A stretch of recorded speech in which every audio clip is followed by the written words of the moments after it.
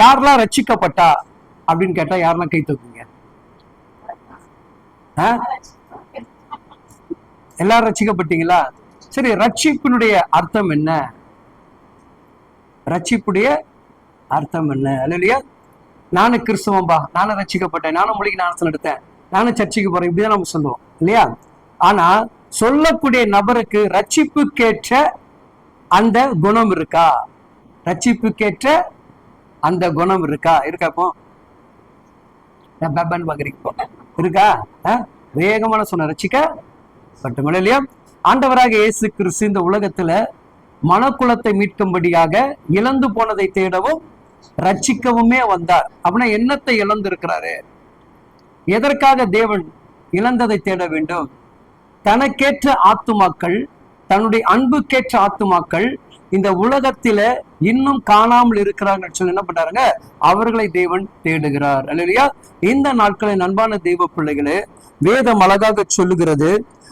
சங்கீதம் 32:8 வசனங்கள் இவ்விதமாக சொல்லுகிறது.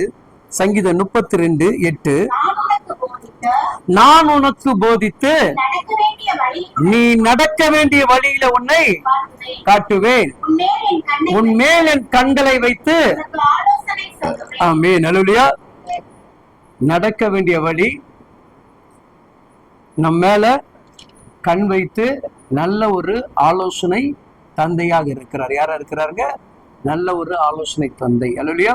இன்னைக்கு நம்ம நிறைய பேர் கைட் பண்ணதான் ஆள் கிடையாது. யாரு கிடையாது? நல்வழிப்படுத்ததான் ஆள் கிடையாது. அல்லேலூயா. அப்ப ரட்சிப்பு அடைந்த பிள்ளைகளுக்கு ரட்சிக்கப்பட்ட பிள்ளைகளே விரோதியாக காணப்படக்கூடிய சூழ்நிலை காண்கிறோம் இல்லையா? சபை விரோதமாக இருக்கிறது, ஊழியர்கள் விரோதமாக இருக்கிறோம், விசுவாசிகள் விரோதமாக இருக்கிறோம். அப்போ ஒரு குரல் என்ன இல்லை, நமக்கு அந்த சரியான ரட்சிப்பு என்ன பண்ணல, பூர்ணமடையில இல்லையா?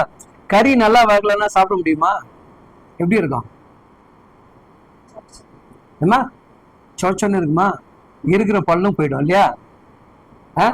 சில டைம் நம்ம கடையில பிரியாணி வாங்கி சாப்பிடும், ஏதாவது ஒரு கறி, வேகாத கறி வாயில மாட்டிக்கும், மாட்டினா பல்லே உடச்சிடும் இல்லையா? அது போலதான் ரட்சிக்கப்படாதவர்கள் சரியா ரட்சிப்பு அடையலைன்னா உங்கள் நிமித்தமாகவும் என் நிமித்தமாகவும் பலர் உபத்திரத்தை சந்திப்பார்கள், பலர் உபத்திரத்தை சந்திப்பார்கள். அப்ப கர்த்தருடைய வார்த்தை சொல்லுது, முடிவு பரிந்தும் எவன் ஒருவன் நிலைத்திருக்கிறானோ அவன் தான் ரட்சிக்கப்படுவான். அப்ப ரட்சிப்பு என்பது என்னன்னா, இன்னும் நான் என்ன பண்ண, உருவாக்கி கொள்கிறது. ரட்சிப்புனுங்க, இன்னும் நான் உருவாக்கி கொண்டு கிறிஸ்துவுக்கு ஏற்றபடி என்னை நான் என்ன பண்ணோம், கொண்டு போய் சேர்க்கணும். நான் ரட்சிக்கப்பட்டேன், எத்தனை வருஷம் கிறிஸ்துவன் கேட்டானா சொல்லுவோம், ஆமா 5 வருஷம் 10 வருஷம் சொல்லுவோம். அப்போ இயேசு இது வரைக்கும் ஏற்றுக்கொள்ளாம தான் பைபிள் படிக்கிறாயா, இல்ல பைபிள் படிக்காம ஜெபத்துக்கு போறியா, இல்ல சர்ச்சுக்கு போறியா? அப்ப நம்ம எந்த இதுல வாழ்ந்து கொண்டு இருக்கிறோம் கவனிச்சு பாருங்க. அப்ப நம்ம தெளிவை யாரு பிசாசனும் அடிமைப்படுத்துறான். அந்த ரட்சிப்புக்கு உண்டான அடையாளமாக நான் என்ன பண்ணல, என்னை காட்டிக்கொள்ளல. அப்ப எனக்கு இருக்கிற ரட்சிப்பே நான் என்ன பண்ணல, இழந்து போகிறேன். அதனாலதான் ஆண்டவர் பாத்தீங்கன்னா சகேவு என்கின்ற ஒரு தெய்வம், ஒரு யாரு துன்மார்க்கான மனுஷனை தேடி வந்தார். யாரை தேடி வந்தாரு? சகே நல்லவனா, நல்லவனா கெட்டவனா? எப்படி சொல்லுவீங்க கெட்டவன்ட்டு? அவனுடைய தொழில அவன் நல்லவன், அவனுடைய தொழில அவன் நல்லவனா இருந்தான். இப்ப நம்மள கூட பாருங்க, நம்மளும் நல்லா சர்ச்சைக்கு தான் போறோம். என் பார்வைக்கு என்ன பண்ணோம், கொஞ்சம் சிஸ்டர் தவறு பண்றாங்க எனக்கு தெரியுது, ஆனா சிஸ்டர் நான் தவறு செய்யல, அவர் பார்வை தான் சரியில்லை அப்படின்னு சொல்லுவோம். அப்போ நம்முடைய பார்க்கிற பார்வைகளினால ஒருவன் என்ன பண்ண முடியாது, குற்றவாளி என்று நியாயம் தீர்க்க முடியாது. தேவனுடைய பார்வை யாரை பார்க்கிறது? தேவனுடைய பார்வை யாரை பார்க்கிறது இல்லையா? அப்போ தேவன் பாருங்க ஒரு நல்ல ஆலோசனராக இருக்கிறபடினால அவருடைய கண்கள் யாரை பார்க்கிறதோ அவர்களை தான் தேவன் என்ன பண்றாங்க, அழகாக எடுத்து பயன்படுத்துகிறார். ஆமென். அல்லேலூயா. இன்னைக்கு உங்களை என்னை பார்க்க அவர் வந்திருக்கிறார், உங்களை என்னையும் பார்க்க வந்திருக்காரு. எப்படி பார்வனா, உன் வீட்டுக்குள் ரட்சிப்பை கொண்டு வருவதற்காக, உன் வீட்டுக்குள் ஒரு சமாதானத்தை கொண்டு வருவதற்காக, உனக்குள் இருக்கக்கூடிய அந்த குணங்கள் எல்லாமே மாறுவதற்காக, உங்ககிட்ட இருக்கிற அந்த குணங்கள் எல்லாமே மாறுவதற்காக. இல்லையா? எத்தனை பேர் நம்ம கிறிஸ்துவர் ஏற்றுக்கொண்டு பழைய மனுஷன் என்கிட்ட போயிடுச்சுப்பான்னு சொல்லி கை தூக்குங்க பார்க்கலாம். முடியாது இல்லையா? அப்ப நம்ம இன்னும் யார் பண்ணல ரட்சிப்பை பூர்ண அடையல இல்லையா? கிறிஸ்து என்ன போதிக்குது, இயேசு என்ன போதிக்கிறார்? அன்பா இருங்க. எத்தனை பேர் அன்பா இருந்தீங்க? எத்தனை பேர் அன்பா இருந்தீங்க? எல்லாரும் மன்னிங்கப்பான்றாரு. எத்தனை பேர் மன்னிச்சிங்க?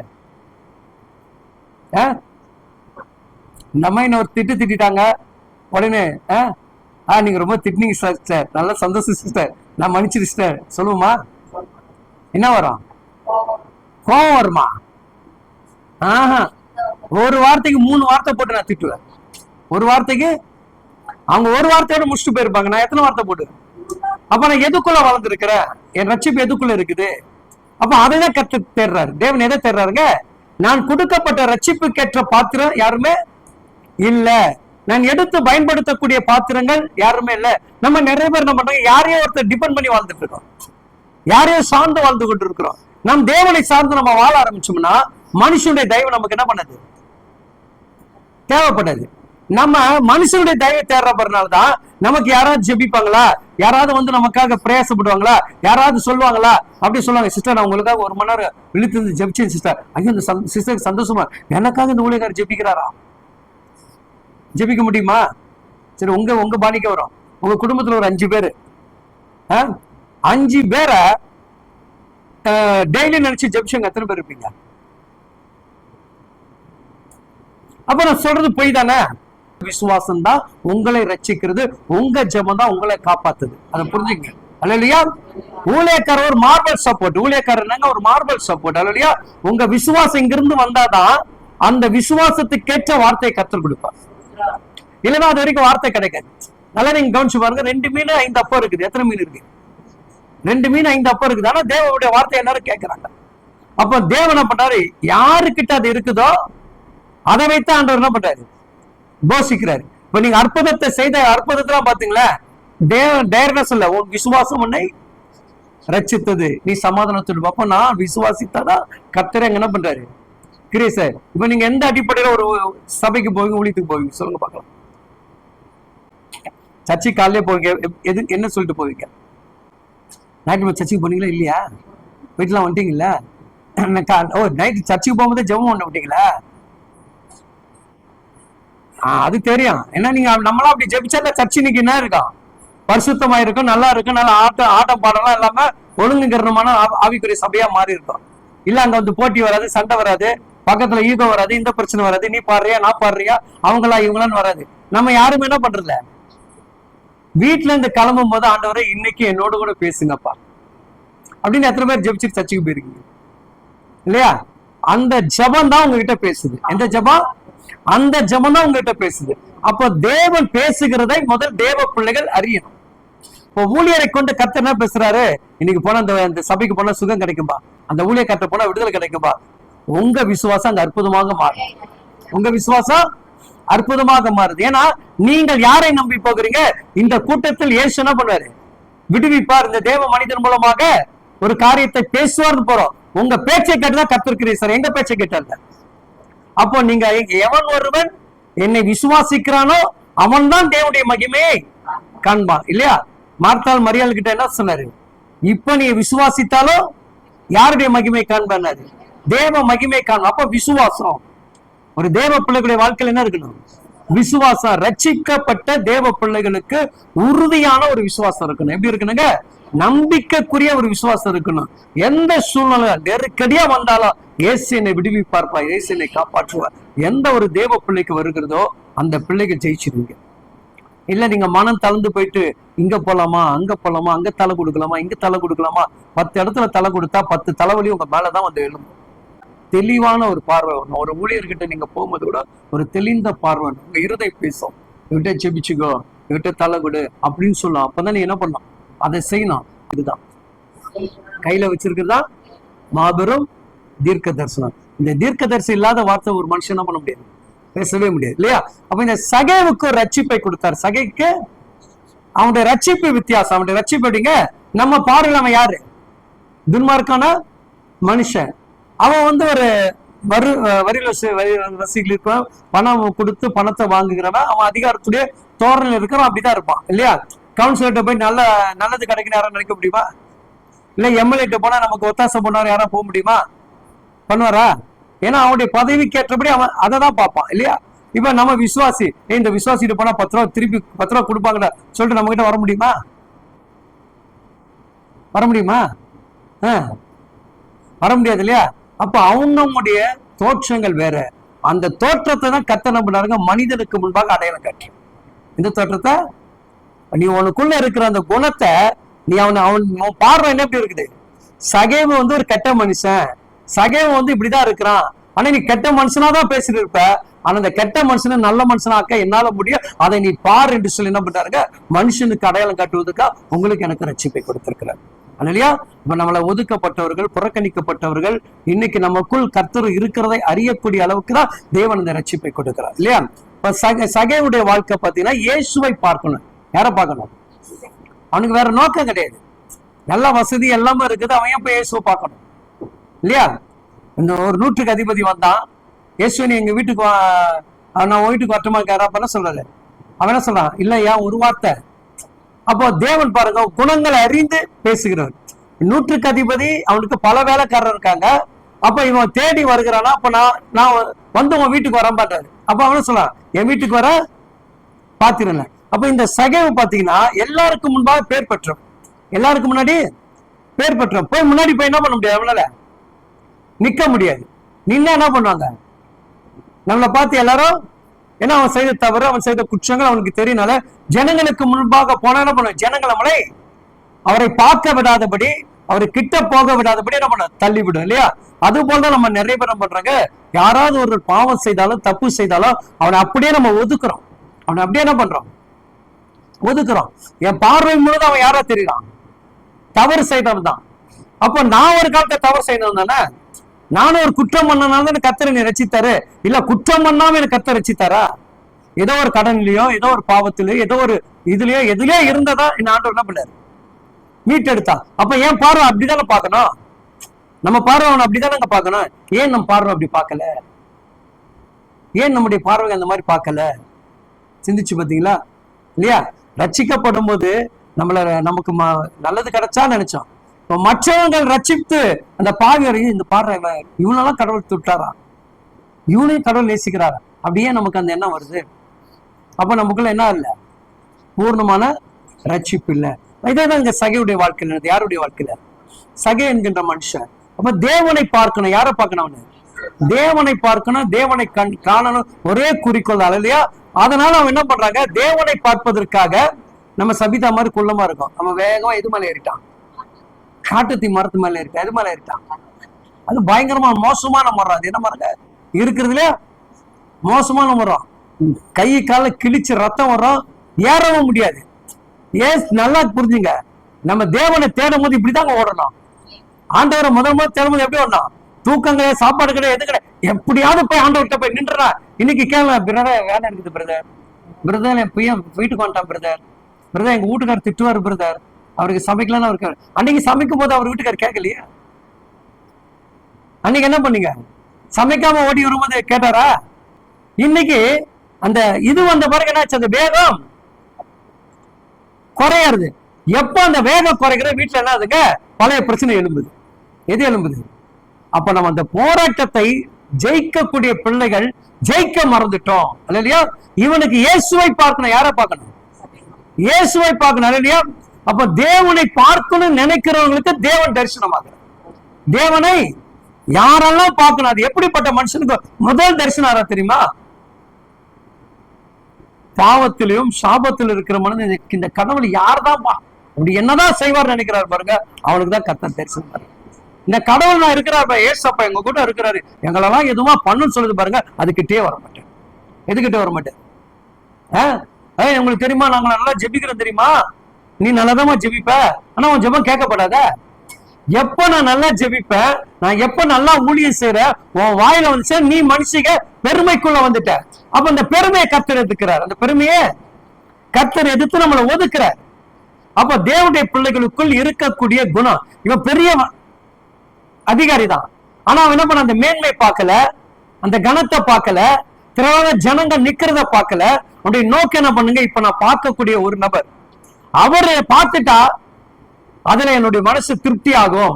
அவனுக்கு என்ன ஆச்சு, இதுவரைக்கும் எல்லாரும் அவர் குறிச்சு பேசுறாங்க, ஒரு முறையாவது நான் என்ன பண்ணணும், பார்க்கணும். ஆனா நான் ஜனங்களோட போல என்ன பண்ணாங்க, என்ன பார்க்க விட மாட்டாங்க, ஏதோ ஒண்ணு பேசுவாங்க அப்படின்னு அவனுக்குள்ள ஒரு குழப்பமாயி ஏற முடியாத மரத்துல போய் ஏறி உட்காந்துட்டான். செட்டில் ஆயிட்டான். எது மேல போய் தட்டி தடுமாறி, நம்மளும் அப்படிதான் தட்டி தடுமாறி அப்படி இப்படின்னு வந்து இன்னைக்கு பார்த்தா அவங்கவுங்க ஒரு சபையில என்ன பண்றோம், செட்டில் ஆகிருக்கிறோம். ஆனாலும் சில நேரங்களில் போதகர் பேசுற வார்த்தைலாம் நமக்கு கடினமா தான் இருக்கும். ஆனா நம்ம என்ன பண்ணுவோம், அது என்னதான் பார்த்து பேசுது, அது என்னதான் பார்த்து ஒன்னதான் பார்த்து பேசும், வேற யாரை பார்த்து பேசும், பைபிள் யாரை பார்த்து பேசும், நம்மள பார்த்தா பேசலாம் இல்லையா. நல்லா ஒண்ணு புரிஞ்சுங்க, தேவனுடைய பிள்ளைகள் வசனம் வந்து எப்போ உங்ககிட்ட வருதுன்னா, அங்க நீ உட்காரும் போது இன்னைக்கு ஆண்டவர் ஊழியக்காரனுக்கு டார்கெட் என்னதான் பண்ண போறான்னு நினைச்சுன்னா நீ தான் டார்கெட். இயேசுக்கு யாருக்கு டார்கெட்?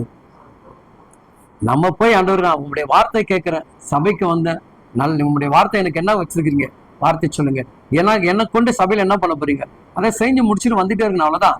அதை விட்டுட்டு நம்ம என்ன பண்ணக்கூடாதுங்க, அதை நம்ம பார்த்து ஆராய்ச்சி எல்லாம் பண்ணோம்னா நம்ம முன்னேற முடியாது இல்லையா.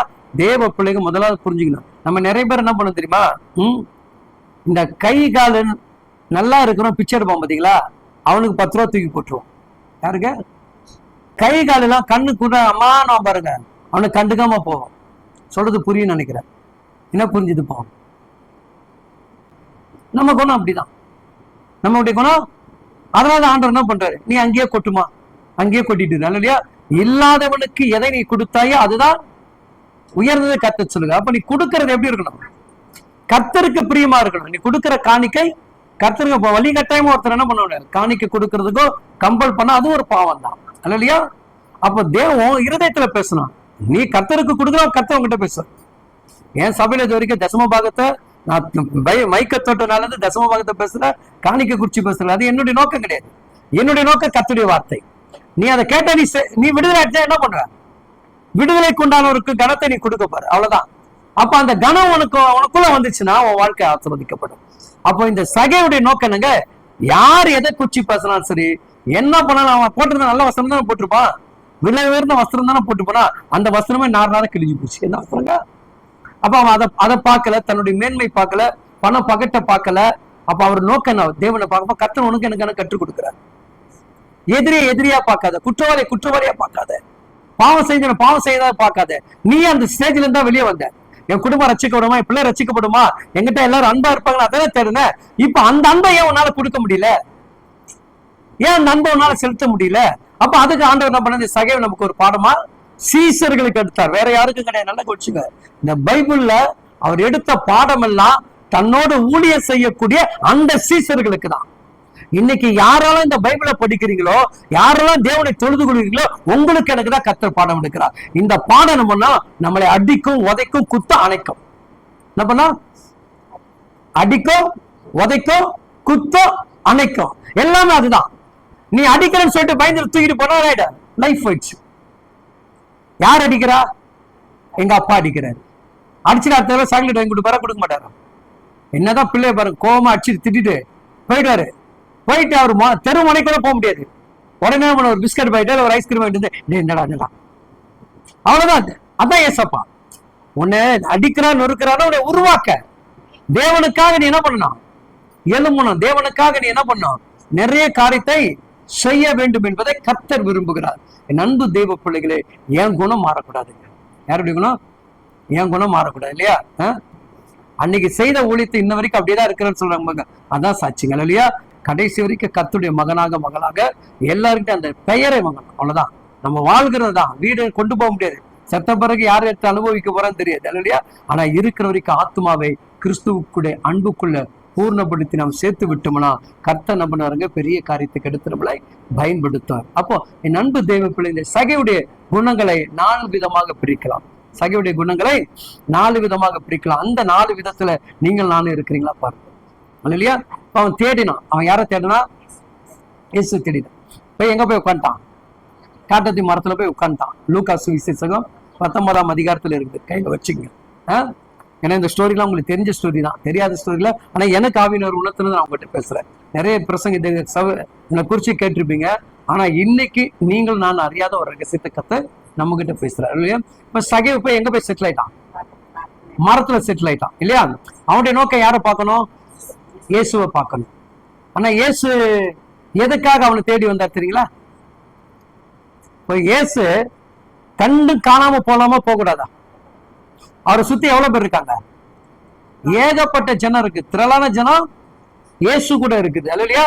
இப்போ நான் உங்களுக்கு சொல்லுவேன், இங்க நிறைய பேர் நீங்க வந்திருக்கலாம், ஆனா யாருடைய இருதயம் பாரப்படுகிறதோ, யாருக்கு விடுதலை அற்புதம் தேவைப்படுகிறதோ அவங்கள கர்த்தர் நிச்சயமா தொட்டு பேசும்.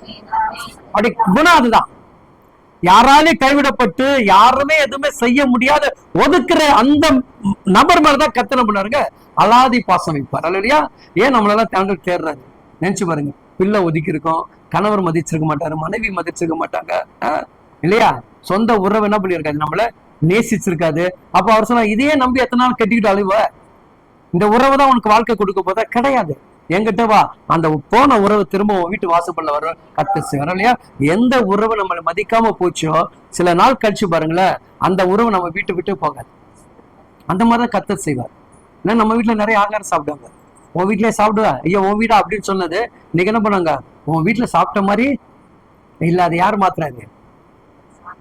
இல்லையா? அப்ப இந்த உலகத்துடைய எல்லா மனிதனுடைய வாழ்க்கையும் மாய நிறைந்த வாழ்க்கை. ஆனா நம்ம என்ன பண்ண, அதை ஃபில்டர் பண்ணி கத்துக்கணும், அதை தெரிஞ்சுக்கணும். நம்ம என்ன பண்ண, இன்னும் உறவு உறவு உறவுன்னு தேடிக்கிட்டே வர்றதை கட்டினோம். உறவை உருவாக்கி கொடுத்தவர் யார்? நமக்கு இந்த சொந்த பந்தங்களா ஏற்படுத்தி கொடுத்தவர். அவர்கிட்ட போய் சண்டை போட்டா அவர் என்ன பண்ண போறாரு? நமக்கு தேவையான உறவை நம்ம பக்கத்துல கொண்டு வந்து சேர்த்துறாரு. அப்ப இந்த மனுஷன் போய் இதாயிட்டாரு, சீசர்களா நிக்கிறாங்க, இயேசு வந்துகிட்டே இருக்கிறாரு. இயேசு எங்க, ஜனங்கள் அவர் கூட வந்துட்டு படையா வந்துட்டு இருக்குது இல்லையா? திடீர்னு வந்து என்ன பண்றாரு, அந்த காட்டத்தி மரத்தாண்டி நிக்கிறாரு. இப்ப நல்லா கொஞ்சம் சீசர்களுக்கு என்ன தெரியும், ஏய் ஆண்டவர் ஏதோ ஒரு அற்புதத்தை செய்ய போறாரு. அவர் என்ன பண்ண மாட்டாரு, சட்டுன்னு எங்கேயுமே நிக்க மாட்டாரு. நிக்கிறான்னா ஏதோ ஒரு காரியம். இப்ப சீசருடைய பார்வையில எங்க இருக்கும், எங்க இருக்கும்? சீசருடைய பார்வையில எங்க இருக்கும்? கூடி இருக்கிற ஜனங்களை பார்க்கும். ஐயா இங்க ஏனோ முடமா இருக்கானா, இங்க யாரும் கண்ணு தெரியாத இருக்கானா, அவங்க பார்வையில எங்க இருக்கும்? உங்க பார்வை எங்க பார்வை இருக்கும்? நம்ம பார்வை எங்க இருக்குங்க? இவங்க எப்படி இருக்காங்க, அவங்க எப்படி இருக்காங்க, அப்படியே பார்த்துருப்போம். நீ பார்க்காத ஒருத்தர் கூப்பிட்டு, மகளை எங்க வாமா, கர்த்தர் ஆசீர்வதிக்கிறேன். ஏன் பார்வை வேற, ஆனா அவருடைய பார்வை வேற. இப்ப சீசர்கள் யார பாக்குறாங்க, ஜனங்களை பார்த்துட்டு இருக்காங்க. அவர் நிக்கிறாரு, மீனவனே சகைவே புரியல. யாருக்கு புரியல? என் பேர் என்ன கிடையாது, பேதுருவாச்சே, யோவானாச்சே, பிலிப்பாச்சே, இவர் யார கூப்பிடுறாரு? இப்ப நல்லா கவனிச்சு பாருங்களேன். சகைவன் கூப்பிட்டு சீசருக்கு என்ன பண்ணிருப்பாங்க,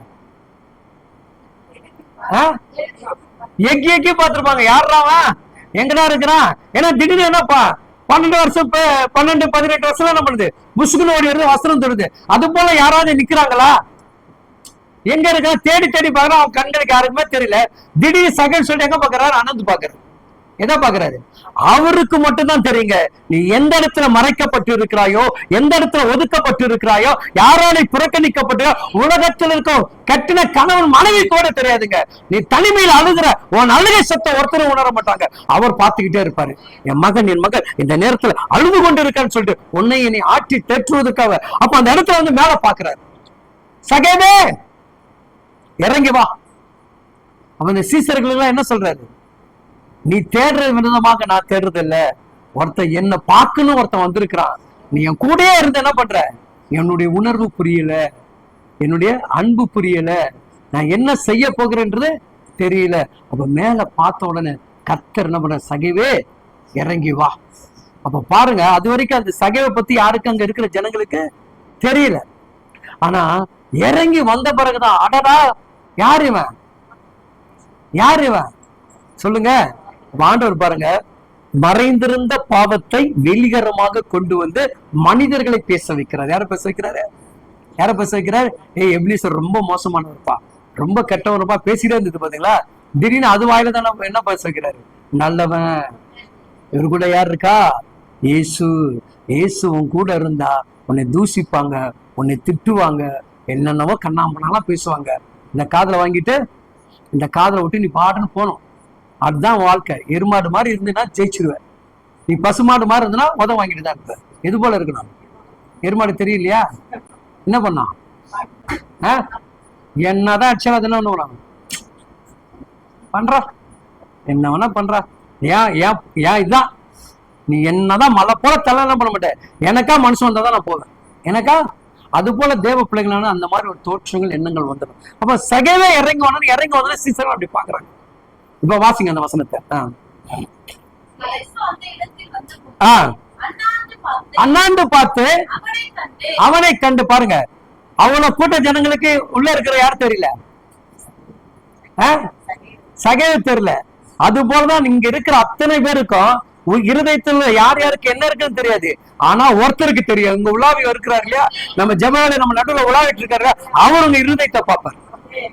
இருதயத்தை பார்த்து அந்த இருதயத்துக்கேற்ற வார்த்தைகளை கற்றுக் கொடுப்பார். வாசிங்கம்மா. சகேவே, நீ சீக்கிரமாக இறங்கி வா, இன்றைக்கு உற்சாகம் ஒரு கறந்துட்டு இல்லையா. எவ்வளவு ஒரு நல்ல தேவம் பாத்தீங்களா இல்லையா. முன்ன பின்ன அவனை பார்க்கல, அவன் எப்படின்னு பணம் பார்க்கல, எதையும் விசாரிக்கல. இறங்கி வா பணம், அவன் வீட்டுக்கு வர மாட்டேற இறங்கு. அப்போ தேவன் என்ன பண்றா, உன் பெருமையை விட்டு இறங்கு, உன் கோபத்தை விட்டு இறங்கு, உன் எரிச்சலை விட்டு இறங்கு, நீ மற்றவர் மேல குற்றம் சாட்டுகிற அந்த குற்றத்தை விட்டு இறங்கு, பாவத்தை விட்டு இறங்கு, எல்லாத்தையும் இறங்கி வந்தா அவன் வீட்டுக்கு வருவேன்ற. இப்ப எத்தனை பேரு இதெல்லாம் இறக்கி போட்டிருக்கோம், எத்தனை பேர் இறக்கி போட்டிருக்கோம் கேட்டா நம்ம யாருங்க. நாங்கள் பரிசுத்தமான வேதாங்கத்தை படிக்கக்கூடிய பரிசுத்தமான பிள்ளைகள், பரிசுத்தமான ஓய்வு ஆராதனை போய் பரிசுத்த தேவனை தொழுது கொண்டு இருக்கிறவர்கள் எங்க இடத்துல கேட்டா இந்த குணம்லாம் கிடையாது பிறகு, இல்லாததெல்லாம் கேட்காதீங்க, இருக்கிறத மட்டும் கேளுங்க. அப்படிதானே சொல்லுங்க இல்லையா. அப்ப அவன் என்ன பண்ற, சகவே நீ இறங்கி வா உன் வீட்டுக்கு, நான் வரணும் உன் வீட்டுக்கு வரணும். அப்போ அவன் ஏறின மனுஷன், அப்ப அவனுடைய குணத்தை என்ன பண்றாருங்க, நீ எந்த அளவுக்கு மேன்மை கொடுத்தவனாக மேன்மை போனாயோ உன் மேன்மை என்ன பண்ணுதுங்க, இறக்கிட்டு வா. எந்த அளவுக்கு நீ மனிதர்களை அடிமைப்படுத்தினாயோ அந்த அடிமையை இறக்கிட்டு வா. எந்த அளவுக்கு நீ பாவத்தை சுமந்திருந்தாயோ அந்த பாவத்தை இறக்கிட்டு வா. யாரையும் ஏற்ற தாழ்வாக நீ பார்த்தாயே அந்த குணத்தை தூக்கி போட்டு வா. இனி எல்லாரையும் நீ நேசிக்கக்கூடிய மனிதனாக வர வேண்டும் என்பதற்காக எல்லாத்தையும் இறக்கி வச்சுட்டு நீ வாப்பா, வந்தா உன் வீட்டுக்கு வர மாட்டார். இப்ப எத்தனை பேர் இறக்கி வைக்க நம்ம ஆயத்தமா இருக்கிறோம் இல்லையா. இந்த இது மாறிட்டாலே போதுங்க, நம்ம வீட்டுல கஷ்டம் இருக்கும் ஆனா கைவிட மாட்டார், வியாதி இருக்கும் ஆனா சுகத்தை கற்றுக் எந்த சூழ்நிலையிலும். அது எப்படின்னா ரொம்ப வெக்கப்பட்டு கொண்டு போய் நிறுத்திடுவாரு. எங்க நிறுத்துவாரு, எண்டுல கொண்டு போய் நிறுத்துறாரு. எங்க நிறுத்துவாரு, எல்லாரும் பார்க்க அவ்வளவுதான் முடிஞ்சு போச்சு இது அப்படின்னாங்க. முடிஞ்சிச்சு சொல்ற இடத்துல கத்த தொடங்கவே செய்யும் இல்லையா. ஏன்னா அவங்க பேசணும், உன்னை குறிச்சு என்னை குறிச்சு பேசணும். போனாலே நம்பி போனாலே கிறிஸ்துவ போனாலே சச்சின்னு ஓடினால ஒண்ணுமே நடக்கலன்னு வாங்க. அவன் என்னைக்கு நடக்கலன்னு சொல்றாரோ அடுத்த நாள் இந்த கத்த நடக்க வைப்பான். ஏன்னா அவருக்கு என்னன்னா, என் பிள்ளைகளோடு நான் இருப்பதை நீ பேசணும், நீ அறியணும், அதான் கண்டுக்கணும். நல்லா கவனிச்சுங்க, இது மதம் கிடையாது, மனிதனுடைய குணத்தையும் சுயத்தையும் மாத்துகிறதா கிறிஸ்துவது. இது எந்த காலத்திலும் யாரும் என்ன பண்றாதீங்க, தயவுசெய்து நீங்களும் சொல்றேன், எந்த ஒரு மார்க்கத்தையும் திட்டியோ குறைஞ்சியோ ஜெபிக்காதீங்க. அது உங்களுடைய நோக்கம் கிடையாது. உனக்கு கொடுத்த ரட்சிப்பு என்ன, உனக்கு கொடுத்த விடுதலை, உனக்கு கொடுத்த சுகன், அதை மட்டும் பேசணும் இல்லையா. அவங்க இவங்கெல்லாம் நம்ம அந்த வார்த்தையை என்ன பண்ண கிடையாது. அப்ப தேவனுடைய பிள்ளைகள் அதை அறிஞ்சுக்கிட்டனால நீங்க என்ன பண்ணீங்க, ஜெயிச்சிருவீங்க. அப்ப இறங்கி வந்த மனுஷன் எல்லாத்தையும் தூக்கி போட்டு வந்த பிறகு யார் பேசுறாங்க, இயேசு பேசல. யார் பேசல, இயேசு சகையை குறிச்சு நீ பாவிடா, நீ துன்மார்க்கிற மனுஷன்டா, நீ கோவக்காரன்டா, நீ எரிச்சல்காரன், யார் பேசல, யார் பேசல. இப்ப வாசிங்க, அதை கண்ட யாவரும் யாருங்க, எந்த மனுஷனா, இருக்கட்டுமா, நம்ம வாய் பேசுமா, நம்ம வாய் பேசுமா, சொல்லுங்க, நம்ம வாய் பேசும் இல்லையா. அப்ப தேவன் என்ன பண்றாங்க, உன் பார்வையில அவன் பாவியா தெரிகிறான், இப்ப அவன் பார்வையில நான் கொடுத்த ரட்சிப்புடைய மகனா தெரிகிறான் இல்லையா. நம்மளுடைய பார்வை என்னதுங்க, பாவி பாவி நம்ம நினைக்கிறோம். ஆனா கத்த என்ன பண்றாருங்க, பாவியை தான் கத்த நேசிக்கிறார். யாரை நேசிக்க வந்தாரு, பாவி மேலதான் அவர் என்ன பண்றாருங்க, இறக்கம் வைந்தார். நான் நல்லவன், நான் ஒழுக்கம் உள்ளவன், நான் நீதி உள்ளவன் சொல்லணும் கத்த தேட மாட்டாரு. ஏன்னா அவன் என்ன பண்றான், தன்னை பெருமைப்படுத்தி கொண்டு இருக்கிறவன் இல்லையா. அதான் இல்லையா, ஒருத்தர் என்ன பண்ணான், சிறு வயதுல இருந்து நான் என்ன பண்றேன், நல்லா இது செய்யறேன் எல்லாம் செய்யறேன் அப்படின்னா உடனே ஆண்டவர் பார்த்தாரு, இருக்கிறத கொண்டு போய் வித்துருவா பண்ண, கட்சியில இருந்தானா அந்த பண திமிரில பேசுற, இந்த பணம் இல்லாம என்கிட்ட உனக்கு ரட்சிப்புன்னாரு. அப்ப அந்த பணம் என்ன பண்ணாது, இப்ப இன்னைக்கு ஒரு செகண்ட்ல நம்மளை தூக்கி கொண்டு போய் கோபத்துல அவரால் நிறுத்த முடியுங்க. அவரால் செய்ய முடியாத அதிசயமான காரியம் ஒன்றுமே கிடையாது. ஆனா அதற்கு முன்பாக நம்முடைய சரீரத்தையும் நம்முடைய குணத்தையும் நம்முடைய எண்ணங்கள் என்ன பண்றாருங்க, மாற்ற நினைக்கிறார். அதை ஃபில்டர் பண்ணி பரிசுத்தமாக்கி இனி எந்த நெருக்கடி வந்தாலும் உன்னால ஜெயிக்க முடியும் என்கின்ற நம்பிக்கை கத்த ஏற்படுத்துகிறார். நான் சொல்லி முடிச்சிட வாசிங்கம்மா. அவர் பாவியான தங்கும்படி போனார் என்று முறுமுறுத்தார்கள். முறுமுறுத்தாங்க. எல்லாரும் என்ன வச்சுப்போம், எல்லாரும் அவனை பார்த்து முறுமுறுத்தாங்க இல்லையா? அப்ப தேவன் பாத்தீங்களா, அவனை கீழே இறக்கிட்டு கூப்பிட்டாருல, ரட்சிப்பு தானே கொடுத்தாரு. அப்ப அந்த ரட்சிப்பு கொடுத்த மனுஷனை குத்தி அந்த தேவனா நினைச்சிருக்கலாம். அவனை இறங்கி சுகம் அவனுக்கு வாழ்க்கை கொடுக்கிற தேவன் பேசுகிற வாய் அடைக்கலாமா அடைக்க கூடாதான்? பேசுற வாய் அடைக்கலாமா அடைக்க கூடாதான்? ஏன் அடைக்கல? ஏன் அடைக்கல? புரியுதா? இப்போ புரியுதா? ஏன் நம்ம வீட்டுக்குள்ள ஏதாவது ஒரு பிரச்சனை வந்துச்சுன்னா ஆண்டவர் ஏன் சைலண்டா இருக்கிறாரு? அவன் பேசினாதான் நீங்க பாதத்தை வந்து முட்டி பிடிச்ச இல்லையா? திட்டலாம் ஆண்டவர்கிட்ட போகுமா? பிரச்சனை ஏசப்பா பாதத்துல விழுவுமா? அப்ப அவர் என்ன பண்றாரு, அழகா கொடுத்து நீ வந்து என் பாதத்துல செபி, நீ பேசுறத கண்டு கவனத, பேச நீ யாரா மாறுற, என் அன்புக்குண்டான பாத்திரமா மாறுற இல்லையா? போய் என்ன பண்ண, ஆண்டவரு மனுஷனுடைய வாய் மாத்த மாட்டியா? சில வாய் மாறவே மாற, நார வாய் என்ன பண்ணுது, கட்சி வரைக்கும் மாறாது. அது சுடுகாட்டுல போய் என்ன பண்ணும், படுக்கும் போது கலையில கூட என்ன பண்ணோம், நம்ம வீட்டுல நைட்டு தூங்கும் போது என்ன பண்ணோம், வந்து வாயில பேசும் இல்லையா? அது அப்படிதான். அதனால வந்து நம்ம அதை குறிச்சு நீ என்ன பண்ணாத, நீ இது மாறு நினைக்காத, அதை தூக்கி போட்டு கர்த்தர் மாத்துவார். அதை பிடிக்க கூடாது. பிரச்சனையை கையில பிடிச்சிக்கிட்டு நான் அவரு விட்டுருவாரு. நீ தூக்கி அப்படி குப்பையில போட்டுனா அவர் என்ன பண்ணாரு, அந்த குப்பையை கோபுரமா மாத்தி கையில கொடுப்பாரு. அப்ப நீ பிரச்சனையை கண்டு என்ன பண்ண, தூக்கி போட்டணும். இதெல்லாம் ஒண்ணும் கிடையாது, ஒண்ணு தலையில இருக்க ஒரு முடி கூட விழாதுன்னு சொல்றவரு இதெல்லாம் ஒரு பெரிய பிரச்சனையாங்க இல்லையா? அப்ப என்ன பண்ண, அதை குறிச்சு கவலை. மனுஷனுக்கு நேரிடுகிற சோதனை இல்லாமல் வேறொரு சோதனைய கிடையாது. எல்லாம் தெளிவா இந்த பரிசுத்த வேதங்க நமக்கு கற்றுக் கொடுத்த பிறகு கற்றுக்கொண்ட நாம என்ன பண்றோம், இப்ப அந்த ஜனங்கள்லாம் முறுமுறுக்கிறாங்க யாரை பார்த்து. ஆனா முறுமுறுக்கிற அந்த மனுஷர்களுக்கு சகையை கொண்டு கர்த்தர் சொல்லக்கூடிய செய்தி அதுதான் நீங்கள் நான் இருக்கணும். மனசு சொல்றான், ஆண்டவரே நான் யாருக்கிட்டையாவது எதையாவது வாங்கியிருந்தா அவங்களுக்கு எப்படி கொடுக்குறேன்? இப்ப யார் உயர்ந்தா, யார் உயர்ந்தா? அப்ப நம்மளா தோத்து போயிட்டோம் இல்லையா? நானும் கிறிஸ்துவேன், நானும் மன்னிப்பேன், நானும் விட்டு கொடுப்பேன், நானும் செய்ய தோத்துட்டேன். உன்கிட்ட என்ன கிடையாது. அவனே சொல்றான், ஒருத்தர்கிட்ட என்ன பண்ண, இப்படி ஆவிக்குரிய பிள்ளைங்க திரும்பி பாருங்க. ஒருத்தர்கிட்ட நான் வந்து ரொம்ப இதா பேசிட்டு என்ன பண்ண, ஒரு முறைக்கு 5 முறை கூட போய் அவங்ககிட்ட என்ன பண்றேன், மன்னிப்பு கேட்கிறேன். அதான் குணம் யார்கிட்ட இருக்கு? பைபிளை பிடிக்கிற கிறிஸ்துவ பிள்ளைகளே உங்களுக்கு எனக்கு இல்ல. ஆனா இந்த சத்தியத்தை கேட்கிற யாரும் ஜனம் கிடையாது நம்ம இடத்துல. அதான் இல்லையா? அப்ப தேவனுடைய பிள்ளைகள் இன்னைக்கு எதுல வளரல, ரட்சிப்புக்குள்ள பூர்ணம் அடையல. அப்ப முறுமுறுத்த மனுஷன் முன்னாடி போல்டா சொல்றான், ஆண்டவரே நான் இவனை ஏமாத்திருந்தானா, இவங்கிட்ட ஏதாவது இது பண்ணியிருந்தானா, இவனுக்கு என்ன பண்ற, நாளத்தை திருப்பி கொடுக்குற, எல்லாம் பேசுறவாய் அடைச்சானா. அதுதான் கிறிஸ்துவ பிள்ளைகள். நீ உன் வாழ்க்கையில நீ எதை செய்யணும்னா விட்டு கொடுத்து சாதிக்கணும். அவனை போல பிடிவாதமாக அடமற்றா இருக்கிறதுக்காக கர்த்தர் நம்மளை ரட்சிக்கலங்க. தாழ்ந்து போ. எவ்வளவுதோ நீ தாழ்ந்து போறியோ நீ குறைஞ்சு போக மாட்ட, நிச்சயமாக உயர்ந்திருப்பாய். கர்த்தர் உங்களை மேன்மைப்படுத்தலாம். இந்த சகைவை கர்த்தர் என்ன பண்ணாருங்க, அழகா சொல்லலாம். சொல்ல வாசி முடிச்சிடலாம். ஏசாவனை நோக்கி எப்போ வந்ததுங்க, எதனால வந்துச்சா? இவன் எப்பொழுது மனம் மாறி தன்னை ஒப்பு கொடுக்க ஆரம்பிச்சானோ அங்கதான் யார் வர்றாரு. இப்ப நம்ம வீட்டுல இருக்காரா, விட்டு கொடுத்தோமா, ஒப்புரவானமா? அப்படி ஒப்புரவாய்ந்தா கர்த்தர் உங்க கூட இருப்பார். கேட்ட வசனங்க யாரா கண்கள் பிடிச்சு